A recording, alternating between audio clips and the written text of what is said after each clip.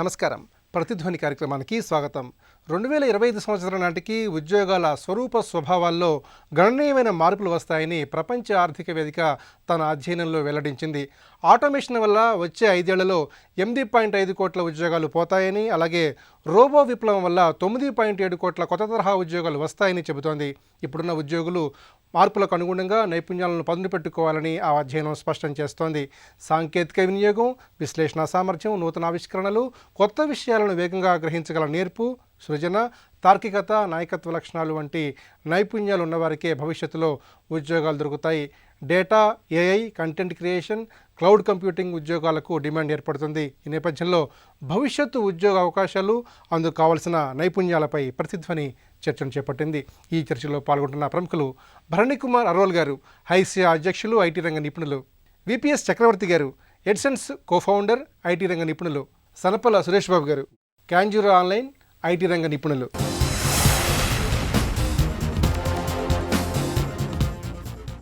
భరణి గారు, 2025 సంవత్సరం నాటికి ఉద్యోగాల స్వరూప స్వభావాల్లో భారీ మార్పులు రాబోతున్నాయని ప్రపంచ ఆర్థిక వేదిక తన అధ్యయనంలో వెల్లడించింది. అయితే భవిష్యత్తులో ఉద్యోగ స్వభావాల్లో ఎలాంటి కీలకమైన మార్పులు రాబోతున్నాయి? ఇండియా ఐటీ ఎక్స్పోర్ట్స్ వచ్చి $190 బిలియన్ అండి, $1 బిలియన్. హైదరాబాద్ చూస్తున్నారంటే $14 బిలియన్. ఇప్పుడు మనం అంతా ఈ డిజిటల్ టెక్నాలజీస్ మాట్లాడుతున్నాం. ఈ యొక్క మధ్యకాలంలో డిజిటల్ టెక్నాలజీ అంటే ఏఐ, ఎంఎల్, బిగ్ డేటా, ఆ తర్వాత ఐఓటి, బ్లాక్ చైన్, చాలా ఇట్లా డిఫరెంట్ టెక్నాలజీస్ మాట్లాడుతున్నాం. దట్ ఈస్ ద ఫ్యూచర్ అండి. ఇప్పుడు చూస్తున్నారంటే దాదాపు ఒక మన ఇండియాలో ఒక 45 లక్షలు ఐటీ ఎంప్లాయీస్ ఉన్నారు, డైరెక్ట్ ఎంప్లాయీస్. అందులో దాదాపు ఒక 8,85,000 పీపులే డిజిటల్లీ స్కిల్డ్. అంటే డిజిటల్ టెక్నాలజీ ఇప్పుడు చెప్పాను కదండి, దాంట్లో స్కిల్డ్ వచ్చి only 20% of the employees currently. ఇప్పుడు ఈ యొక్క రాబోయే 4-5 సంవత్సరాలలో మనకు వచ్చి దాదాపు ఒక 4 times to 5 times మనకు డిజిటల్లీ స్కిల్డ్ ఎంప్లాయీస్ అవసరం ఉంది, డిమాండ్ ఉంది. వాటి యొక్క ఇప్పుడు ఉన్న పరిస్థితి చూసారంటే 65% ఆఫ్ అవర్ కరెంట్ ఎంప్లాయీస్, ఇప్పుడు ఐటీ రంగంలో ఉన్న 65% ఎంప్లాయీస్ 4-5 సంవత్సరాల్లో వాళ్ళు జాబ్స్ మంచి రూపు మారుతుందండి. అంటే వాళ్ళు they just completely go through transition. Jobs, వాళ్ళు ఉన్న జాబ్స్లో ఖచ్చితంగా ట్రాన్సిషన్ జరుగుతుంది ఇంకా 5 yearsలో. అంటే అంత మార్పు చాలా ఫాస్ట్ అవుతుంది అనమాట. ఈ పరిస్థితుల్లో ఆర్టిఫిషియల్ ఇంటెలిజెన్స్ అని చెప్తున్నారు. అంటే ఐటీ రంగం మాత్రం కాదండి, ఆర్టిఫిషియల్ ఇంటెలిజెన్స్ అనేది వచ్చిందంటే బాగా మంచి పెద్ద రకంలో దాని ఎఫెక్ట్ ఎలా ఉంటుందంటే 5 సంవత్సరాలు, ఇప్పుడు నుంచి 5 సంవత్సరాల్లో దాదాపు 5 crores ఇండియన్స్, 5 crore ఇండియన్స్ వాళ్ళ jobs, they will be holding different jobs that is not heard of today. అంటే ఈ రోజు మనకు తెలియని జాబ్స్ దాదాపు ఒక 5 సంవత్సరాల్లో దాదాపు 5 కోట్ల మంది పనిచేస్తారన్నమాట. అంటే ఇప్పుడున్న జాబ్స్ కాకుండా కొత్త జాబ్స్ క్రియేట్ అవుతుంది అట్లాగా. So that is the kind of situation that is happening. And ఇప్పుడు సైబర్ సెక్యూరిటీ గురించి మాట్లాడుతున్నాం. దాదాపు మనం ఎక్స్పెక్ట్ చేసేది 10 lakh జాబ్స్ క్రియేట్ అవుతుంది ఇంకా ఒక 2 yearsలో ఇండియాలో. సో ఇట్లాంటి హ్యూజ్ ఆపర్చునిటీస్ వస్తున్నాయండి. ఇప్పుడు ఈ ఐటీ రంగంలో మాత్రం కాదు, ఈ డిజిటల్ టెక్నాలజీస్ చెప్పాను కదండి, దీని ద్వారా అన్ని ఫీల్డ్స్లో, మెకానికల్ ఇంజనీరింగ్ కానివ్వండి, సివిల్ ఇంజనీరింగ్ కానివ్వండి, ఎలక్ట్రానిక్స్ ఇంజనీరింగ్ కానివ్వండి, ఏ ఒక్క ఫీల్డ్ మీరు తీసుకున్నా కూడా ఈ టెక్నాలజీస్ ద్వారా చాలా మార్పులు రాకపోతాయి. అంటే ఇప్పుడు ఆర్టిఫిషియల్ ఇంటెలిజెన్స్ ఎఫెక్ట్ చెప్పాను మీకు. 5 కోట్ల జాబ్స్, టోటలీ డిఫరెంట్ జాబ్స్ ఉంటుంది అట్లా. ఎందుకంటే that is the kind of impact the technology is gonna have. అందువల్ల ఈ జాబ్ ఎంప్లాయ్మెంట్ ల్యాండ్స్కేప్ ఇంకా నెక్స్ట్ 5 to 10 yearsలో చాలా మార్పులు వస్తుంది అని మా ఒక అంచనా. ప్రస్తుతం ఉన్న ఉద్యోగాల్లో ఎలాంటి ఉద్యోగాలు కనుమరుగయ్యే అవకాశం ఉంది, అలాగే ఎలాంటి కొత్త తరహా ఉద్యోగాలకు ఆస్కారం ఉంది? చాలా సింపుల్ అండి.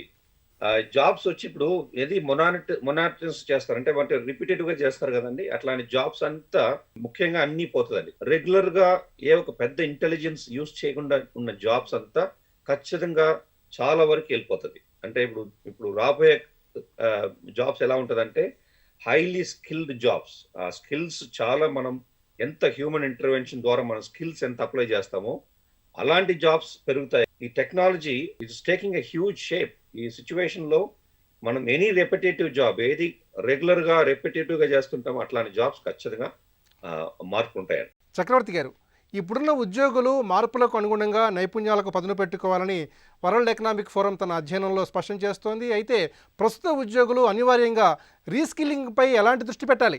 ఉద్యోగుల కంటే ముందు ఒక స్టెప్ ఏదైతే విద్యార్థులు అనే ఒక అంశం ఏదైతే ఉంది కాలేజ్‌లో, మనకు ఎలాంటి చదువుని మనమైతే ఇవ్వాలి అని అనుకుంటున్నామో, ఇలాంటి రిపోర్ట్స్ మన దగ్గర ఆల్రెడీ చాలా ఉన్నాయండి. 92% అంటే 92% ఇంజినీరింగ్ పాస్ అయిన స్టూడెంట్స్ ఏదైతే ఉన్నారో వాళ్ళు ఎంప్లాయబుల్ కాదు. అంటే ఒక కంపెనీ ఏ విధమైన స్కిల్ ఎక్స్‌పెక్ట్ చేస్తుందో ఎంప్లాయీస్ నుంచి, అలాంటి స్కిల్స్ వీళ్ళ దగ్గర లేవు. సో కంపెనీకి కూడా ఒక ఎంప్లాయీని హైర్ చేసి అతనిని ప్రొడక్టివిటీ లెవెల్‌కి తీసుకురావాలి అంటే కంపెనీకి చాలా కష్టమవుతుంది. అంటే వాళ్ళని హైర్ చేసిన తర్వాత వాళ్ళకి ట్రైనింగ్‌లు ఇవ్వడం. మనలో ఎలాంటి మార్పులు రావాలి, ఐటీ ఇండస్ట్రీ ఎలా మారుతోంది అని మనకు తెలియడానికి భరణి గారు చెప్పినట్టు ఏదైతే రిపిటేటివ్ యాక్టివిటీస్ ఏవైతే ఉంటాయో వీటన్నిటిని టాక్టికల్ యాక్టివిటీస్ అంటాం అన్నమాట మనం. అంటే రొటీన్ గా చేసే వర్క్ ఏదైతే ఉంటుందో అలాంటి వర్క్‌లన్నీ ఆటోమేట్ అయిపోతాయి. ఎందుకంటే మనకన్నా మెషిన్లు చాలా సమర్థవంతంగా చాలా తక్కువ కాస్ట్ లో అలాంటి పనులు చేస్తున్నాయి. అందుకని చాలా సంస్థలు వాటిపైన మొగ్గు చూపిస్తున్నాయి. అందుకని ఏంటి అంటే ఈ 21st సెంచరీ స్కిల్స్ అంటారు. వీటిలో చాలా ముఖ్యమైనవి. ఇంకొక షాకింగ్ ఫిగర్ ఏంటి అంటే 98% ఆఫ్ ద స్టూడెంట్స్ అంటే 98% స్టూడెంట్స్ కి కేవలం 7 ప్రొఫెషన్స్ మాత్రమే తెలుసు. అంటే ఇంజనీరు, డాక్టరు ఇట్లాంటి ప్రొఫెషన్స్ తప్ప వేరే ప్రొఫెషన్స్ అసలు వాళ్ళు పట్టించుకోవట్లేదు. నా పర్సనల్ ఎక్స్పీరియన్స్, నేను మైక్రోసాఫ్ట్ లో ఉన్నప్పుడు చైనా వెళ్ళి అక్కడ మ్యానుఫ్యాక్చరింగ్ ప్లాంట్స్ చూస్తే 17-18 సంవత్సరాల పిల్లలు వాళ్ళ కమిట్మెంట్ చాలా అద్భుతంగా ఉంది. వాళ్ళంత గ్రో అయ్యారు అంటే దానికి కారణం ఏంటంటే commitment. So in the same way student level నుంచి మనం తీసుకొని వస్తే వాళ్ళు ఎంప్లాయీస్ అయినప్పుడు ఆటోమేటిక్ గా లెర్న్ టు లెర్న్ అంటారు అనమాట. మనకి ఎలా నేర్చుకోవాలి, ఏం నేర్చుకోవాలి అనే విషయాన్ని మనం స్కూల్లో నేర్పించగలిగితే, కాలేజీలో నేర్పించగలిగితే వాళ్ళు కార్పొరేట్ లైఫ్ లోకి ఎంటర్ అయిన తర్వాత నేను ఏ విధంగా దీనికి ఎసెట్ అవ్వగలను, నన్ను నేను సేవ్ చేసుకుంటూ ఇంకా ప్రొడక్టివిటీని ఎలా పెంచుకోగలను. So artificial intelligence, machine learning అనేది ఉట్టి ఐటీకి సంబంధించింది అని అనుకోవడం చాలా అవివేకం. టీచింగ్ లో రావచ్చు, చాలా మెడిసిన్ లో ఆల్రెడీ వస్తుంది, అగ్రికల్చర్ లో రావచ్చు, మీరు ఏ ఫీల్డ్ లో అన్నా ఉండండి. కానీ ఆర్టిఫిషియల్ ఇంటెలిజెన్స్, మెషిన్ లెర్నింగ్, ఈ టెక్నాలజీస్ అన్ని చాలా ఉపయోగపడతాయి. ఫస్ట్ ఆఫ్ ఆల్ ప్రపంచంలో జరుగుతున్న ట్రెండ్స్ గురించి తెలుసుకోవాలి. చాలా మంది ఇప్పటికి కూడా ఊబర్ కార్లు పెట్టుకొని ఒక 4 కార్లు పెట్టుకొని నడిపిద్దాం, బిజినెస్ ఏముంది అనుకుంటున్నారు. రేపు పొద్దున డ్రైవర్లెస్ కార్స్ వస్తున్నాయి అనే విషయాన్ని మర్చిపోతున్నాం మనం. సో ఇట్లాగా ప్రపంచంలో జరుగుతున్న ట్రెండ్స్ గురించి కొంచెం మనం అవగాహన పెంచుకుంటే మనము చాలా సమర్థవంతంగా కాంట్రిబ్యూట్ చేయగలము. మన సర్వైవల్ గురించి మనం ఆలోచించుకోగలుగుతాము. ప్రతి ఐటీ ఎంప్లాయీకి, నాన్ ఐటీ ఎంప్లాయీకి ఇదే ఒక చాలా అలారం యాక్చువల్లీ. ఐఓటీ అలాగే ఆర్టిఫిషియల్ ఇంటెలిజెన్స్ అనేటువంటి ముఖ్యమైన అంశాలు పారిశ్రామిక విప్లవానికి ఏ విధంగా దోహదపడతాయి? ఒక ప్రొడక్షన్ లో ఈల్డ్ రిపోర్ట్ అని ఉంటుందండి. నార్మల్ జస్ట్ మ్యానుఫ్యాక్చరింగ్ గురించి చెప్తున్నాను, ఐఓటీ రిలేటెడ్ వీటన్నిటికి సంబంధించి. టెక్నాలజీని వాడుకొని నా ఈల్డ్ ని 80% పెంచుకున్నాను అని చాలా మంది రిపోర్ట్స్ పెంచుతున్నారు. ఇవన్నీ ఏంటంటే టెక్నాలజీలో వస్తున్న విప్లవాత్మక మార్పుల వల్ల మనకి క్వాలిటీ పెరుగుతుంది, ప్రొడక్టివిటీ పెరుగుతుంది, రెవెన్యూ పెరుగుతుంది.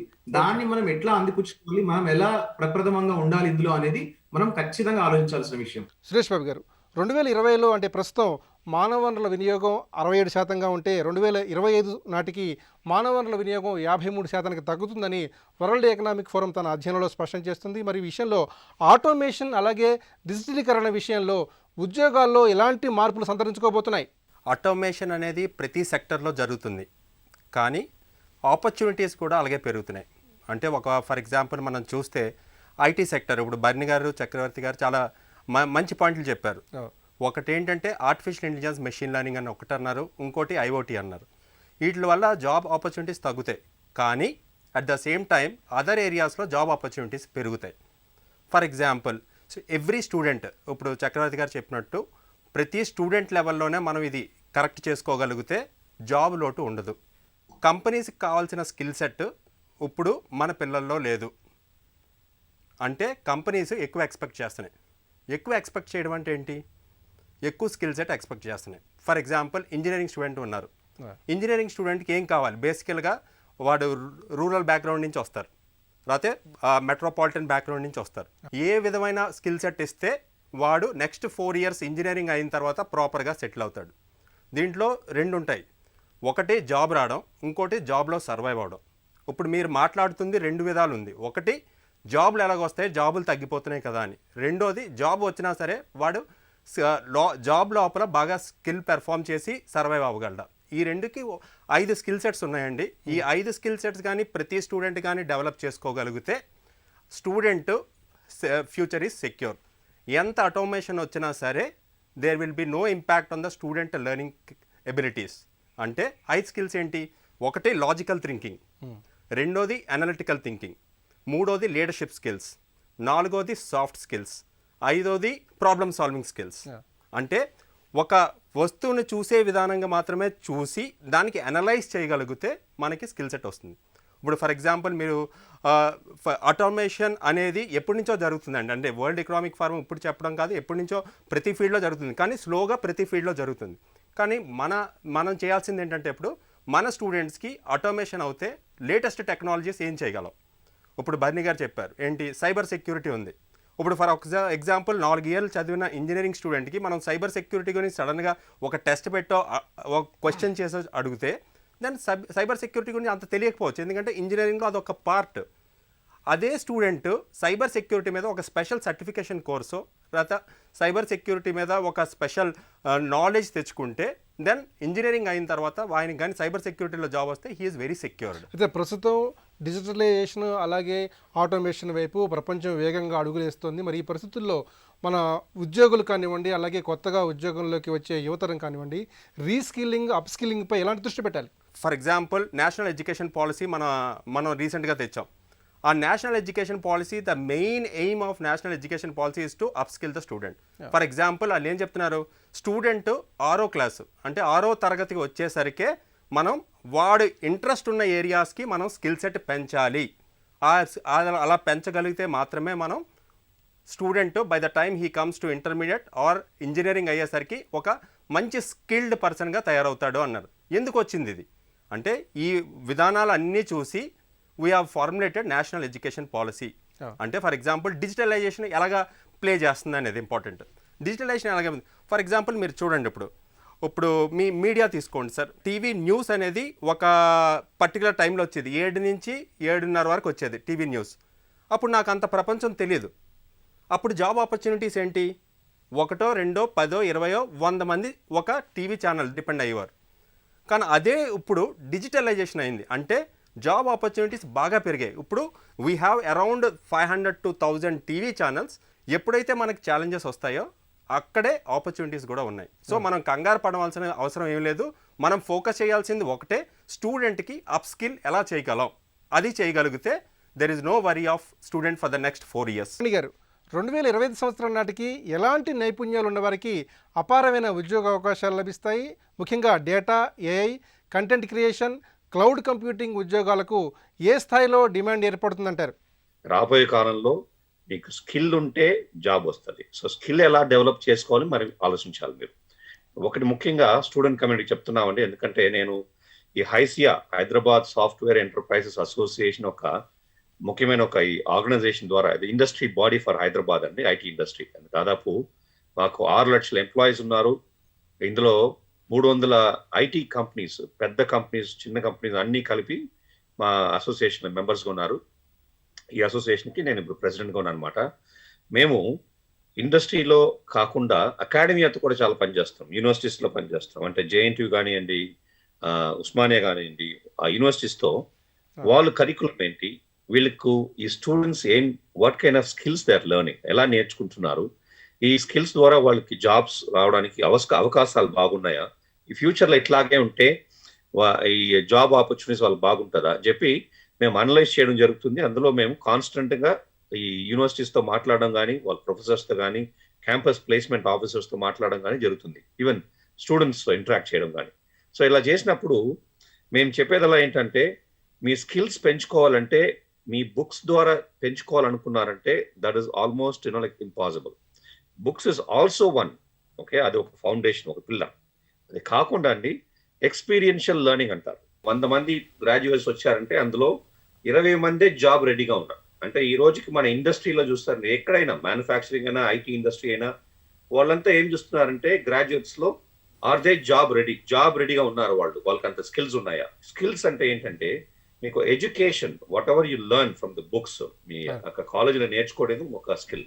అది కాకుండా ఎక్స్పెరిమెంటల్ స్కిల్స్ అంటారు, ఎక్స్పీరియన్షియల్ స్కిల్స్. అది ఎట్లా అంటే హ్యాకథాన్స్ జరుగుతాయి, చాలా చాలా హ్యాకథాన్స్ ఇండస్ట్రీ మేము కూడా జరిపిస్తున్నాం. ఇప్పుడు కూడా మొన్న డిజైనథాన్ ఒకటి చేస్తాం. అందులో స్టూడెంట్స్కి ఒక ఆపర్చునిటీ ఇచ్చాం, just go design something, right? ఇట్లాంటి ఒక ప్రాబ్లం ఉంది, దానికి డిజైన్ చేసి ఒక సొల్యూషన్ తీసుకురాని చెప్పి. సో దాని ద్వారా ఏం చెప్తున్నామంటే మీరు నేర్చుకుంటారు, you will do the coding, you will do thinking, you will do analysis, అన్ని కాన్సెప్ట్ మీద చేస్తున్నారు. మేమేం చేస్తున్నామంటే దాంట్లో ఒక 3 or 4 ప్రైజెస్ ఇస్తున్నాం. అంటే అవార్డ్స్ ఏంటంటే వాళ్ళకి కంపెనీస్ లో ఇంటర్న్షిప్ తీసిస్తున్నాం. అంటే హ్యాకథాన్ చేస్తున్నారు, అది ఒక ఎక్స్పీరియన్షియల్ లెర్నింగ్. అది కాకుండా ఇంటర్న్షిప్ అంటే జాబ్స్ ఎలా ఉంటుంది ఫ్యూచర్ లో. మనం గ్రాడ్యుయేషన్ అయిన తర్వాత ఒక జాబ్ వెళ్ళామంటే ఆ ఎన్వైరన్మెంట్ ఇస్ వెరీ డిఫరెంట్. మీరు స్టూడెంట్ కమ్యూనిటీ వాళ్ళ ఒక లైఫ్ అది డిఫరెంట్, బట్ జాబ్కి వచ్చినప్పుడు they go through huge transformation. అందుకని వాళ్ళు గ్రాడ్యుయేషన్ కంప్లీట్ చేయక ముందే వాళ్ళని తీసుకొచ్చి ఇంటర్న్షిప్ ఇచ్చి వాళ్ళకి ఒక ఎక్స్పీరియన్స్ ఇస్తాం అన్నమాట.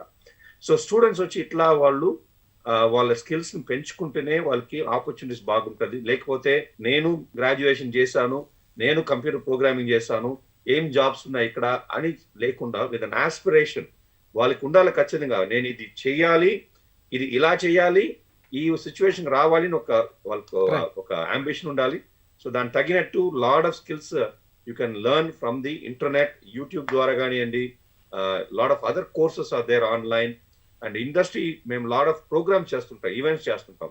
ఇప్పుడు వర్చువల్ మోడల్, మొన్న కూడా ఐసిఐ ఇన్నోవేషన్ సమిట్ చాలా పెద్ద చేసాం. 1500 మంది వచ్చారండి, ఇంటర్నేషనల్ స్పీకర్స్ వచ్చారు. సో ఇదంతా మంచి ఆపర్చునిటీ, ఇట్స్ ఫ్రీ ప్లాట్ఫామ్, ఫ్రీగా రిజిస్టర్ చేసుకోవచ్చు. మేము అన్ని కాలేజెస్కి ఇన్ఫర్మేషన్ పంపించాం.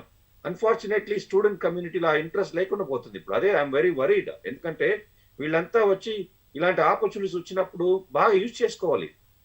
That is how they improve their skills. International speaker మాట్లాడడం డేటా సైన్సెస్ గురించి మాట్లాడుతున్నారంటే అది వినడానికి it's huge opportunity. So I request all the student community, right, that the future jobs are going to be based on skills. చక్రవర్తి గారు, సాంకేతిక నైపుణ్యాలతో పాటుగా సృజనాత్మకత, తార్కికత, కొత్త ఆలోచనలు, నాయకత్వ లక్షణాలకు కంపెనీలు అధిక ప్రాధాన్యత ఇస్తున్నాయి. మరి ఈ విషయంలో అభ్యర్థులు మల్టీ స్కిల్స్ విషయంలో ఎలాంటి దృష్టి సారించాలి? ఒక స్టూడెంట్ కాలేజ్ నుంచి బయటికి వస్తే అతను జాబ్కి ఎలిజిబిలిటీ మాత్రమే సంపాదించుకోగలరండి. కానీ అతనికి కాలేజ్లో చెప్పని విషయం ఏంటంటే కంపెనీలు చూసేది కేపబిలిటీ. అంటే it is eligibility versus capability. Eligibility అంటే అర్హత, కేపబిలిటీ అంటే సామర్థ్యం. మనకి అర్హత ఉంటేనే జాబ్ వస్తుంది, సామర్థ్యం ఉంటేనే జాబ్ మనకు ఉంటుంది. ఏదైతే ఈ ఇంపార్టెంట్ డిఫరెన్స్ జనాలు తెలుసుకోరో, స్టూడెంట్స్ తెలుసుకోరో, వాళ్ళు జాబు వేటలో విద్యార్థుల్లాగానే ఉద్యోగార్థులు కూడా చాలా ఇబ్బందులు పడే ఛాన్సెస్ ఉంటాయి. సాఫ్ట్ స్కిల్స్ కానీ, కమ్యూనికేషన్ కానీ, ప్రాబ్లమ్ సాల్వింగ్ స్కిల్స్, ఇవన్నీ అడిషనల్ స్కిల్స్. ఇవన్నీ చదువు మీకు జస్ట్ ఉద్యోగ వేటలో మీ రెజ్యూమ్ ని ముందుకు పంపించే ఒక స్టెప్ మాత్రమే. మిగిలిన 99% మీరు ఎలా వర్క్ చేస్తున్నారో దాని మీదే ఉంటుంది. వాళ్ళకి ఎంత మంచి స్కిల్ ఉన్నా కూడా గ్రోత్ మైండ్ సెట్ అనేది వాళ్ళకి లేకపోతే it is very easy to identify. ఈ రెండింటి మధ్యలో ఎప్పుడు జరుగుతుంది చాలా గొడవ ఏంటి అంటే స్కిల్, విల్లు. స్కిల్ ఉన్న వాళ్ళకి విల్లు ఉండదు, అట్లాంటి వాళ్ళకి కంపెనీల్లో స్థానం ఉండదు. విద్యార్థులు కానివ్వండి, అలాగే ఉద్యోగార్థులు కానివ్వండి, తమ సాంకేతిక నైపుణ్యాలని అలాగే స్కిల్స్ని పెంపొందింపజేసుకోవడానికి ఏ విధమైన వేదికల్ని, ఎటువంటి మాధ్యమాలని వినియోగించుకోవాలి? ఇంటర్న్షిప్ అనేది one of the very good thing అండి.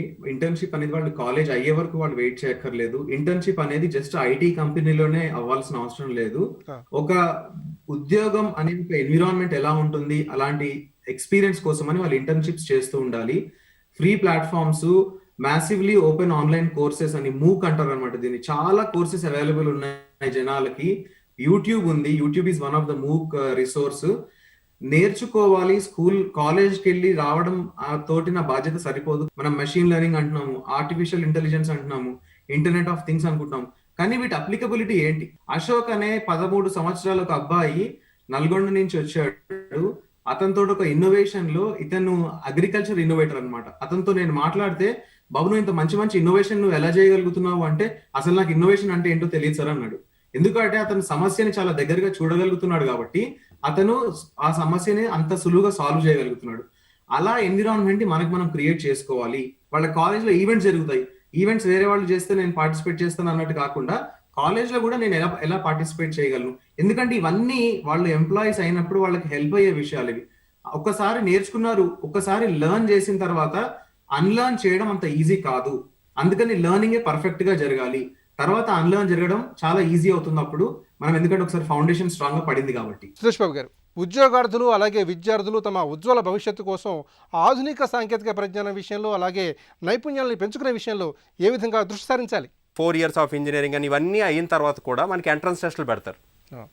నేను ఆల్రెడీ స్కిల్డ్ కదా, 4 years ఇంజనీరింగ్ చేశాను, 3 years బీటెక్ చేశాను, 3 years బీకామ్ చేశాను, బీఎస్సీ చేశాను, మళ్ళీ నాకు పరీక్ష ఎందుకు అంటే, పరీక్ష ఎందుకంటే నువ్వు ఒక విషయాన్ని ఎలాగ ఆలోచిస్తున్నావు, ఒక విషయాన్ని ఎలాగ నువ్వు సొల్యూషన్ తేగలవు అనేది మాత్రమే టెస్ట్ చేస్తారు. అలాగే ఫస్ట్ ఇయర్ సెకండ్ ఇయర్లో మేము ఆ స్కిల్స్ డెవలప్ చేస్తాం. కానీ ఎప్పుడైతే స్టూడెంట్ థర్డ్ ఇయర్కి వస్తాడో వాడికి already reading, writing, listening, speaking అనేవి అర్థమయ్యాయి, వాడికి already basic knowledge of skilling అర్థమైంది. అప్పుడు ఏం చేస్తామంటే advanced problem solving skills, for example ఒక కోడింగ్ ప్లాట్ఫామ్ ఇచ్చారు, కోడింగ్ అని టెన్షన్ పడతారు పిల్లలు. కోడింగ్ అంటే ఏంటి? కోడింగ్ అంటే it's a way of thinking, మీరు ఎలాగ ఆలోచిస్తున్నారు అనేదే ఇంపార్టెంట్. సో థర్డ్ ఇయర్లో మీరు ఎలాగ ఆలోచించాలి, అది ప్రాబ్లము, ఇది ఎలాగ ఆలోచించాలి అంటే రియల్ లైఫ్లో సొల్యూషన్ ఎలా తెస్తారు అనేది ఆలోచించగలగాలి. థర్డ్ ఇయర్లో అది నేర్పుతాం. ఫోర్త్ ఇయర్కి వచ్చేసరికి పిల్లడికి ఆల్రెడీ ఫౌండేషన్ వచ్చింది, ప్రాబ్లమ్ సాల్వింగ్ స్కిల్స్ వచ్చాయి. సో ఇంటర్వ్యూ ప్రిపరేషన్ అంటే ఇప్పుడు చక్రవర్తి గారు నాకు చాలా మంచి పాయింట్ చెప్పారు. ఏం చెప్పారు? ఒక పిల్లడు ఉన్నాడంటే వాడికి సాఫ్ట్ స్కిల్స్ లేకపోతే ఏంటి డేంజర్? ఇప్పుడు ఫర్ ఎగ్జాంపుల్ మీరు తీసుకోండి, సివిల్ సర్వీసెస్ తీసుకోండి. సివిల్ సర్వీసెస్ తీసుకుంటే ఎగ్జామ్ ఈజ్ టూ రిగ్రెస్, అంటే చాలా వరకు చాలా ఏరియాల్లో ఎగ్జామ్ టెస్ట్ చేస్తారు, కానీ మళ్ళీ ఇంటర్వ్యూ పెడతారు. నేను ఎగ్జామ్లో నాకు ఇంత టెస్ట్ చేసిన తర్వాత నాకు ఇంటర్వ్యూ ఎందుకు మళ్ళీ అంటే, ఇంటర్వ్యూ ఏం టెస్ట్ చేస్తుందంటే నువ్వు ఆ పర్టికులర్ జాబ్కి ఇంట్రెస్టెడా కాదా, ఆ పర్టికులర్ స్కిల్ సెట్ నీకు ఉందా లేదా అని మాత్రమే టెస్ట్ చేస్తుంది.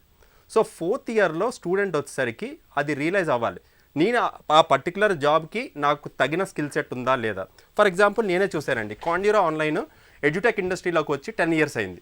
సో 2014లో నేను ఒక ఇంజనీరింగ్ స్టూడెంట్కి ఫర్ ఎగ్జాంపుల్ క్యాప్జెమిని తీసుకోండి. క్యాప్జెమిని 2013లో ఒక ఎంట్రన్స్ టెస్ట్ పెడితే క్యాప్జెమిని ఓన్లీ యాప్టిట్యూడ్ టెస్ట్ చేసేది. యాప్టిట్యూడ్ అంటే మ్యాథ్స్, రీజనింగ్, ఇంగ్లీష్, ఇది మాత్రమే టెస్ట్ చేసేది. కానీ అది 2014కి వచ్చేసరికి వాళ్ళు రౌండ్ 2 కూడా స్టార్ట్ చేశారు. రౌండ్ 2 ఏంటంటే టెక్నికల్ రౌండ్, టెక్నికల్ రౌండ్ అంటే కోడింగ్ రౌండ్. అలాగా ప్రతి year there is a lot of changes which is happening in the recruitment pattern. అంటే మనకు అర్థమవుతుంది ఏంటి, ఇప్పుడు వరల్డ్ ఎకనామిక్ ఫోరం అంది ఏమని, ఆటోమేషన్ చేస్తే ఉద్యోగాలు తగ్గుతాయి, ఇన్ని తగ్గుతాయి. So is it a danger for the student community అంటే నేను ఏమంటున్నానంటే, నువ్వు స్కిల్స్ పెంచుకుంటూ కొద్దు వెళ్తుంటే you are always a good student. కొత్త పుంతలు తొక్కుతున్న ఆధునిక సాంకేతిక పరిజ్ఞానంతో ఉద్యోగ స్వరూప స్వభావాల్లో వేగంగా మార్పులు సంభవిస్తున్నాయి. ఆ మార్పులకు తగ్గట్టుగా నైపుణ్యాలు మెరుగుపరుచుకున్న వారికే ఉద్యోగ భవిష్యత్తు అలాగే భద్రత ఉంటుందని నిపుణులు అంటున్నారు. ఇదేంటి ప్రతిధ్వని. నమస్కారం.